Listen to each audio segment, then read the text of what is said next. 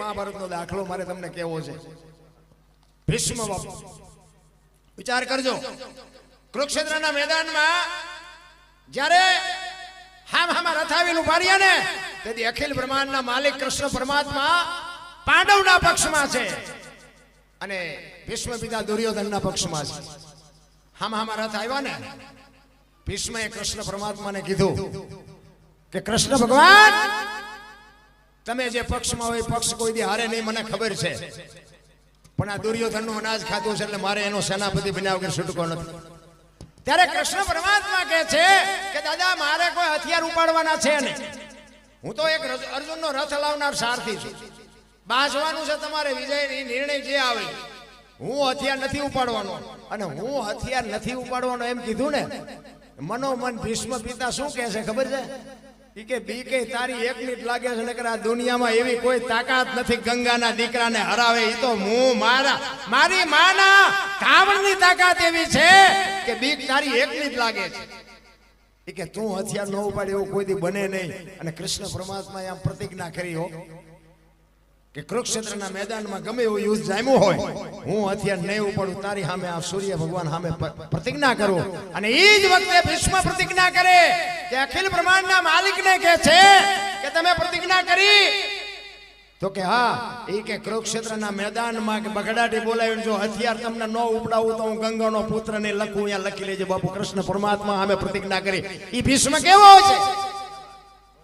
4 દિવસનું યુદ્ધ હાલ્યું ને પછી દુર્યોધન કહે છે ભીષ્મ પિતાને કે હવે તો આ પેટ મેલાય મૂકો, મારા ભેગા છો, મારું ખાવ છો, મારા હથિયાર છે, મારા રસ છે અને અર્જુન તમારથી મરે નહીં. આ કેવી વાત કહેવાય? અને ભાઈ ભીષ્મ પિતાને વાઈઠા હોય તો લોહી ન નીકળે હો ને. એ વખતે એને જાહેર કરી દીધું કે કાલ આ દુનિયામાં પાંડવોને રહેવા નહોતું બાપુ, ને પાંડવી પૃથ્વી કરી નાખું. ભીષ્મ પિતા કહે છે. અને એ વખતે આ કૃષ્ણ પરમાત્માએ સાંભળે અને એને એમ થાય કે હારું ભીષ્મએ કીધું કાલ પાંડવોને રહેવા નહોતું, દાદો બોલ્યો, આનું પરિણામ શું આવે? એ તો મારા ચકડા કામ નથી કરતા. ભીષ્મ તો બાપુ ભીષ્મ હતો. તમે માલપા ઉતરીને જોવો તો તમને ખબર પડે. ભીષ્મ કોઈ તમે નાની એવી વાત ન માનો. ભીષ્મ પિતાને આની શરૂઆત પહેલા ખબર હતી કે આમાં આટલા દી યુદ્ધ હાલવાનું છે, આમાં આટલા મરવાના છે, આમાં આનો વિજય થવાનો બધી ખબર હતી. પણ રોકી ન હોય તો બાપુ, કારણ કે સમય કરાવતો હોય એમાં કોઈ. કૃષ્ણ પરમાત્મા દુર્યોધનને સમજાવવા 3 વાર ગયા. હવે ભગવાનથી ન માને તો આપણા છોકરા આપણું ન માને એમાં શું ખોટું લગાડવું? દુર્યોધનને કૃષ્ણ પરમાત્માએ કીધું કે આખી હસ્તિનાપુરની ગાદી લઈ લ્યો પણ 5 ગામ તો દો, અમને શું ખાવું? એ કે હોના નાકા ને અણી જેટલું નથી દેવું. એ કે બાજવું પડશે, કે બાજવું છે પણ દેવું નથી. અને બધા જોવે છે ને બાજા શું કાઢ્યું શું મારી પાસેથી કહો. અને આ વાત દાદાની જયારે કૃષ્ણ પરમાત્માએ સાંભળી ને એ રાત્રિનો સમય છે, હહોની સાવણીમાં હો ઉતા છે. કૃષ્ણ પરમાત્માને નીંદર નથી આવતી કે દાદા બોલ્યા છે, કાલ શું પરિણામ આવે એનું કાંઈ નક્કી નહીં. અને પૂનમનો ચંદ્રમા ઉપર ખીલ્યો છે, અંજવાળી રાત છે. અને કુરુક્ષેત્રના મેદાનમાં રાત્રિના સમયે વાયા હાથ રાખી અને કૃષ્ણ પરમાત્મા પાગલ હોય ને એમ ફરે છે. કાલ શું નિર્ણય લેવો, કાલ શું નિર્ણય લેવો? મેદાનમાં બાપુ રખડે છે. એમાં એક સ્ત્રી દેખાય છે, સફેદ વસ્ત્ર પહેરેલી એક માં દેખાણી. કૃષ્ણ પરમાત્માને થયું કે ટાણે કોણ બૈરું છે? હળવે હળવે હળવે કૃષ્ણ પરમાત્મા ન્યા જાય છે અને કીધું માં કોણ છો? અને આમ જગત જનની જોગમાયા ઊભી થઈ. ઓ ભાઈ, એ કે હું ભીષ્મની માં ગંગા છું. કે ગંગા? એ કે માં અટાણે અત્યારે આયા રાતે અંધારે શું કામ? અને તેથી માં ભગવતી ગંગા જોગમાયા કહે છે કે આય કાલ મારો દીકરો પડવાનો છે, એને વાગે નહીં ને એટલે કાંટા ને કાંકરા વેણું છું. બાપુ કેવી જોગમાયા છે, આંકડા કાઢજો. ભીષ્મ કહે છે કાલ પાંડવોને રહેવા ન દો. એની જનેતા એમ કહે છે કે મારો દીકરો આય પડવાનો છે. સાચું શું? કૃષ્ણ ભગવાનને ઘુમરે નાખી દીધા. હો ભાઈ, સાવણીમાં આવ્યા બધા. અમુક તીર કહે છે ને અમુક ગદા હમી કરે ને અમુક ભાલા હમા કરે. અર્જુનની સાવણીમાં આવ્યો, અર્જુન હૂતો જ. કૃષ્ણ ભગવાને બાપુ પાટું મારીને કીધું કે ભીષ્મએ પ્રતિજ્ઞા કરી છે, તમને હારો નીંદર આવે છે, ઊંઘ આવે છે શેની?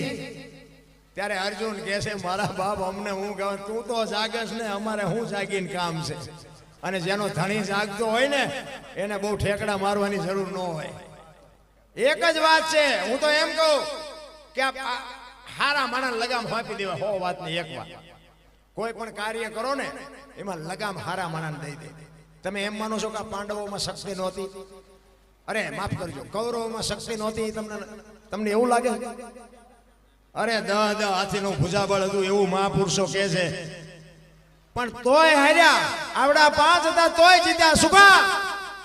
એને લગામ બાપુ હારા માણાને આપી હતી, કૃષ્ણ પરમાત્માને આપી હતી. ઓલા હાથે ઠેકડા માર્યા. એટલે હારું કરવું હોય ને તો લગામ હારા માણાને આપી દેવા. એ અર્જુન કહે છે કે મારા બાપ તું તો જાગેશ ને અમારે શું જાગીને કામ છે? અને હવાની રાતે રાતે કૃષ્ણ પરમાત્મા અર્જુનને કહે છે કે તારા રથની માલિકોર તારે આગળ શિખંડીની આગેવાની કાલ લેવાની છે. અને અર્જુન કહે છે શું અમે બંગડીયું પહેરી છે કે શિખંડીની આગેવાની? ઈ કે હું કહું એમ કરીને ને કે ઓલો ભીષ્મ દાદો દડે રમે એવું કરી નાખશે, કોઈ જીવવા નહીં દે. તું હું કહું એમ કરીને ભાઈ તું મને ખબર છે તું કેટલો બળુકો છો. અને હવારે શિખંડીની આગેવાની લીધી અને હામા રથ આવ્યા અને હરોજ નારાયણ કોર કાઢે. ભલે ઉગ્યા ભાણ ભાણલો તુહારા ભામણા જીને મરણ લગે માર ઈ રાખજે કશ્યપ રાઉત ઉગોઈ તું હરુવાર તારા ગયા જળવળ જળાળ જળાળ કેરડો મીડો પાથરવા. અને હામા રથ આવ્યા અને બાકા છીક બોલવા માંડી. અને ભીષ્મએ જોયું ને આમ અર્જુનના રથની સામે શિખંડીને જોયો ને બાપુ હથિયાર મૂકી દીધા. એ તમારી જાતના બાયલા હોય કે બાયલા આગળ રાખીને લડવા આવ્યા હું દાદો થોડો. અને ઈ હથિયાર મૂક્યા અને કૃષ્ણ કહે છે કે હવે બાણ માર. ઈ કે પણ હથિયાર મૂકી દીધા. ઈ કે એટલે જ કહું છું કે માર, નકર તારી તાકાત નથી કે તું અડી હે કેમ. અને રોએ રોએ બાણ માર્યા. ભીષ્મ પડ્યા. અને ઈ જ વખતે બાપુ માં ભગવતી જોગમાયા બાપુ ગંગા પ્રગટ થયો અખિલ બ્રહ્માંડના માલિકની સામે. થકેલ ત્રાંબા જેવી આંખોનું નામ કૃષ્ણ પરમાત્મા સામે જોઈને કીધું કે મધુસૂદન મારા દીકરાને દગો કરીને માર્યો ને. અખિલ બ્રહ્માંડનો માલિક ધ્રુજી ગયો ભાઈ. હું આ બહેનોને એટલા માટે કહું છું કે તમે તો જોગમાયા છો, શક્તિઓ છો. તમે ધારો તો બાપુ. અને વાત એ સાચી, કદાચ આપણું બૈરું હોય ને આપણને એમ કે તારા ઘરનું પાણી નથી ભરવું, બાપુ નો ભરે, કટકા કરી નાખો તો નો ભરે. બોલો, એ શક્તિ છે એના. અને ભીષ્મ બાપુ પીડ્યા છે, કૃષ્ણ પરમાત્મા ધ્રુજે છે.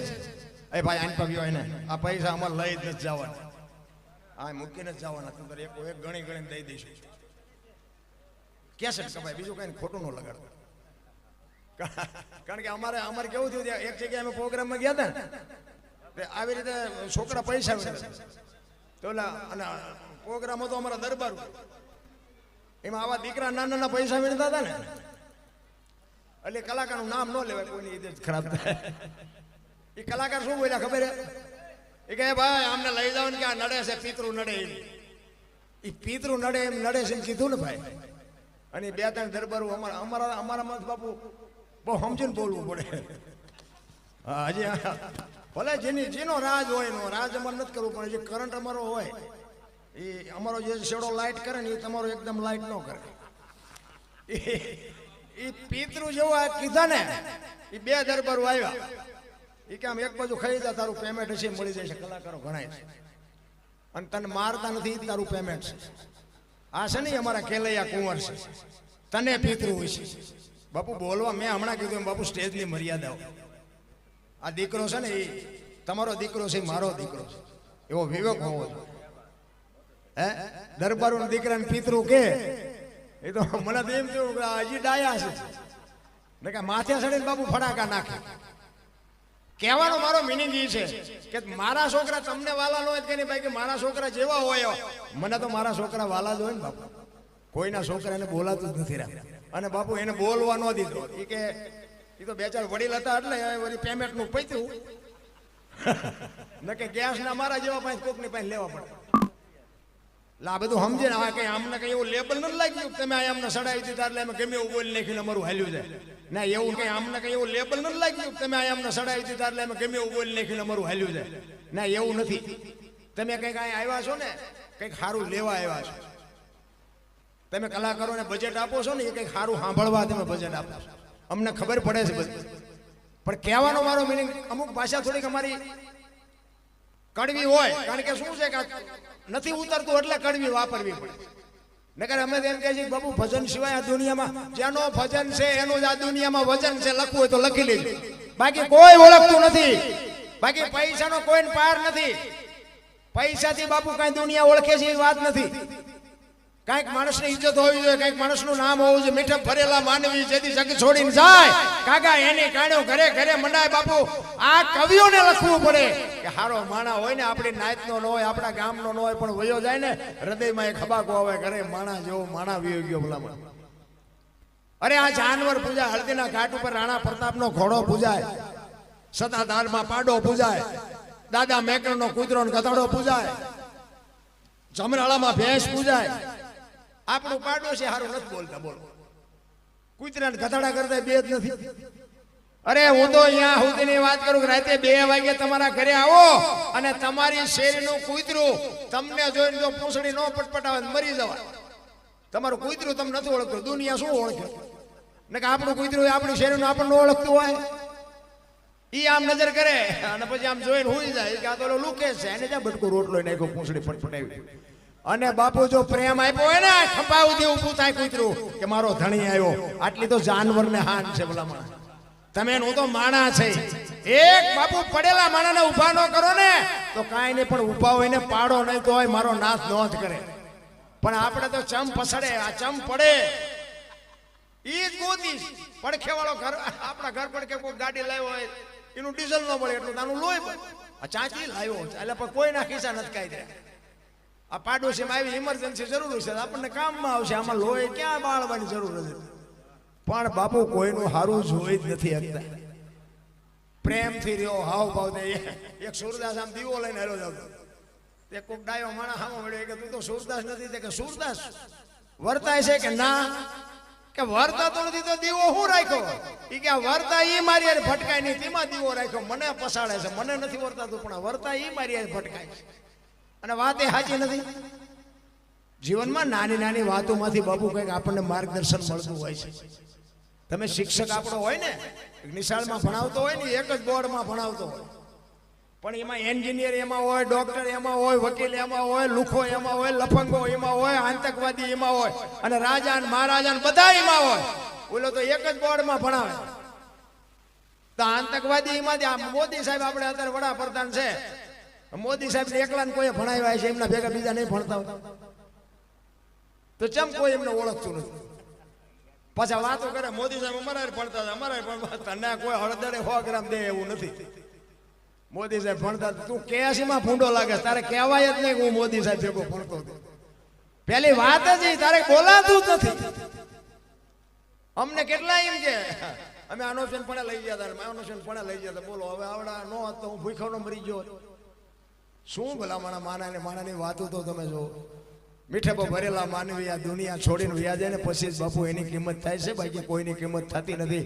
એ અખિલ બ્રહ્માંડના માલિક કૃષ્ણ પરમાત્માને માં ગંગાએ કીધું કે મધુસૂદન તે મારા દીકરાને દગો કરીને માર્યો ને. કૃષ્ણ પરમાત્મા બોલી નથી. અને એ વખતે માં ગંગાએ કીધું કે કૃષ્ણ તે શિખંડીને આગળ રાખ્યો તો, પણ એ જગ્યાએ જો કદાચ તું ઉભો હોત ને તો તને ખબર પડત કે ગંગાના ધાવણમાં કેટલી તાકાત છે. તને હોત દેખાડત મારો દીકરો. બાપુ આને જનેતા કહેવાય. ધરાવીને ધાનનો નીપજે એ કોડવીને માડું ન હોય, જેહળા જકરા નીપજે જેની જનેતા હોથલ હોય. માને ખબર હોવી જોઈએ. છત્રપતિ શિવાજી મહારાજના જીજાબાઈના ઉદરમાં હતા ને તેથી માએ રામાયણ ને ગીતા પાઈ દીધી હતી કે મારો દીકરો મને ભગવાન આપે, દીકરી આપે, મારું સંતાન કોઈ દી માય કાંગલું ન હોય, આની ખુમારી માને હોવી જોઈએ. પણ હવે મામાં ઠેકાણા ન હોય. વાણંદ પાસે વાળ કપાવે, બોલો ખુલકોડાના પૂંછડા જેવા હોય વાળ, આમ તે આમ આમ તેમ. હવે આમાં તારો વેતો જેવા દીકરા થાય. હે શું વાત આપણે 60 વર્ષની બે ઉમરા વચ્ચે રહી સબે રમતી હોય ડબોન ઢાલ ડબોન ઢાલ. હવે તારી હરીજીના મનાણા એના થઈ ગયા ડબોન ઢાલ. અરે બાપુ માં તો માં છે મારા રામ. મેં કીધું એમ જેટલા જેટલા સફળ પુરુષો છે ને એમાં એક એક ભગવતીઓનો હાથ છે, એક એક જોગમાયાનો હાથ છે. લખી લેજો. કોઈ જેટલા સફળ પુરુષો, હરિશ્ચંદ્ર રાજાને તારામતી ન હોત તો કોઈ ન ઓળખત, સગાળસાને ચંગાવતી ન હોત તો કોઈ ન ઓળખત, જલારામને વીરબાઈ ન હોત તો કોઈ ન ઓળખત, દેવીદાસ બાપુને અમરમાં ન હોત તો કોઈ ન ઓળખત. એક એક સફળ પુરુષની વાય બાપુ એક એક ભગવતી જોગમાયાનો હાથ છે.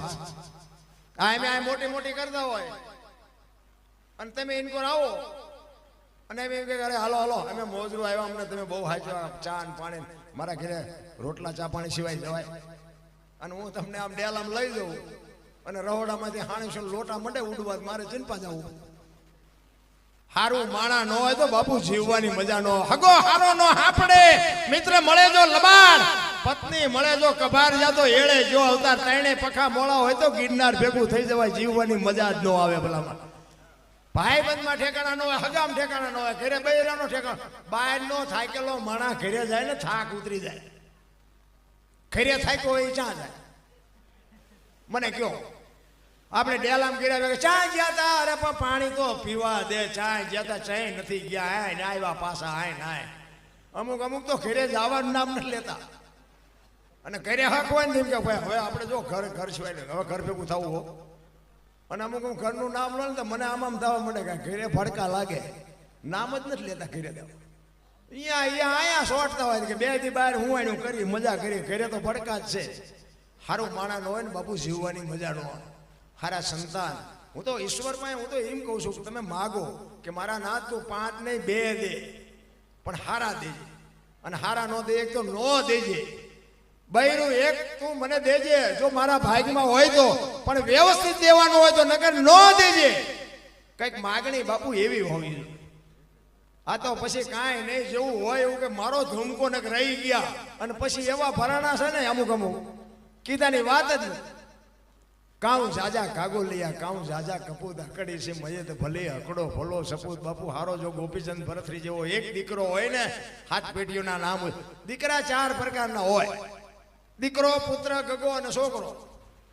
આપણા બેઠા બધા દીકરા જ છે ને બધા, પણ એ ચારેયના ખાતા અલગ અલગ છે. અમુક અમુક વાતો તમને નહીં કોઈ નહીં, મને ન બોલાવો તો ન બોલાવતા, આપણો કઈ પ્રોગ્રામ થી હાલે છે એવું કઈ છે. ભગવાનની દયા છે, હું હાસ્ય ન આવું એટલું મને ભગવાને આપ્યું હોય, પણ મને સાચું ન કહું ત્યાં સુધી મને હક નથી થતા. અને જોકે સાચું સાંભળે છે, બધા સાંભળે છે, પ્રેમથી સાંભળે છે. કારણ કે હું એમ કહું ભાઈ આ વ્યસન ન કરાય, એ બધાને ખબર પડે છે કે ન કરાય. હું એમ કહું મા બાપની સેવા કરાય, પણ ન કરતા હોય તો એના અંદરથી આત્મો તો બાપુ એમ કે ખરેખર મા બાપની સેવા કરવી પડે. અને આપણે આપણા મા બાપની સેવા ન કરો તો આપણી પ્રજા આપણી કરશે. વ્યાજ છે ચૂકવી દેવાના છે, એમાં પછી રોદેડા રોએ મેળ નથી પડવાનો. એટલે કહેવાનો મારો મિનિંગ, 4 પ્રકારના દીકરા હોય, દીકરો, પુત્ર, ગગો અને છોકરો. દી વાળે એનું નામ દીકરો કહેવાય. આવા કઈ કામ થતા હોય ને એમાં બાપ 1000 રૂપિયા લખાવે ને દીકરો એમ કે મારા 1500 રૂપિયા, મારો બાપ 1000 લખાવતો ને મારા 500 વધીને એનું નામ દીકરો કહેવાય. પૂ નામના નર્કમાંથી પિતૃતર્પણ કરી, શ્રાદ્ધ કરી, મા બાપનું તારણ કરી આવે, એનું નામ પુત્ર કહેવાય. ગામમાં કઈ ખરડો થતો હોય, ઉપાડ્યો મારી બાણ પૂછતો હોય, એનું નામ ગગો કહેવાય. અને પી અને ધૂળીમાં માથું ગાલીને પડ્યા હોય, સડી પહેરીને માથે હુતળી બાંધીને રખડતા હોય, સમજી લેવાનું આનું નામ છોકરો કહેવાય. ક્યાં ખાનામાં નામ છે જોઈ જોજો હવે. હરિશ્ચંદ્ર બાપુ કોકનો દીકરો, સગાળસા કોકનો દીકરો, જલારામ કોકનો દીકરો. બાપુ કેવડી ના મા બાપની કમાણી છે, આ જગત આખી યાદ કરે. 18 વરાણે યાદ કરે. તમે વિચાર તો કરો, એમાં જલાની ઝોપડીએ તમે આજ જાઓ બાપુ, એ એમ કે કાંઈ ખાતા કે નહીં જવાનું, બાકી રૂપિયો એકે નહીં જવું, 1 રૂપિયો નહીં નાખવાનો. જલાની ઝોપડીએ બાપુ એમ નામ જો હરિયર હાલતા હોય તો કેવું ભજન છે. શું આપણે વાત કરીએ, તમે દાદા મેકણ ને બાપુ જગ્યાએ ગયા હોય તો તમને અહીંયા ખબર હોય, અરે શું બાપુ એ દાદો શું ભજન કરી ગયો છે. શું આપણે વાતો કરી. આપણે તો મને તો એમ થાય કે એક એની મૂર્તિ હોય, કે એક એની જગ્યા હોય, એક એની સમાધિ હોય, અહીંયા એક જો બાપુ આપણે એક દર્શન થઈ જાય તો આપણી જિંદગીનો બેડો પાર થઈ જાય. પેલા કહેવાનો મારો અર્થ એ છે કે આપણે જો એક સીતારામ ન બોલીએ, કોઈ જીવનનો બાપુ હેતુ જ નથી. એટલા જ માટે બાપુ મહાપુરુષો કહે છે કે આ મફતમાં કાંઈ મળ્યું નથી કોઈને.